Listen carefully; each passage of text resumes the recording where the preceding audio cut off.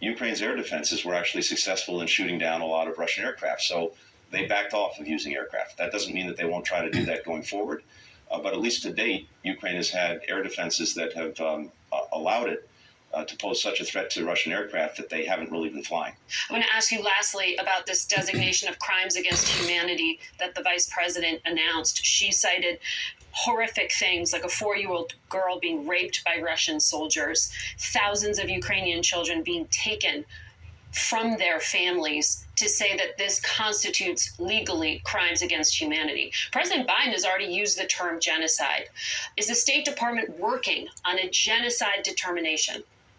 We will, as always, look at every legal possibility when it comes to going after the atrocities that Russia is committing in Ukraine. The determination that we made, crimes against humanity, that the vice president announced today, is unfortunately starkly clear. And we've seen that almost from day one.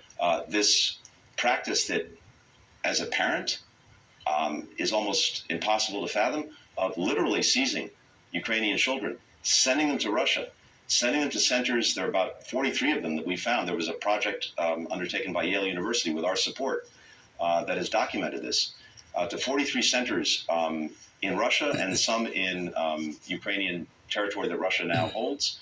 Some of these places are closer to Alaska than they are to Ukraine, separating them from their families and then having them adopted by Russians. This is in and of itself horrific. It also speaks to the fact that President Putin has been trying from day one to erase Ukraine's identity, to erase its future. That's what's going on, and that too is a crime against humanity. Some of what you described is consistent with the statutory basis for the Genocide Convention. So I'm hearing what you're saying is you are potentially looking at that.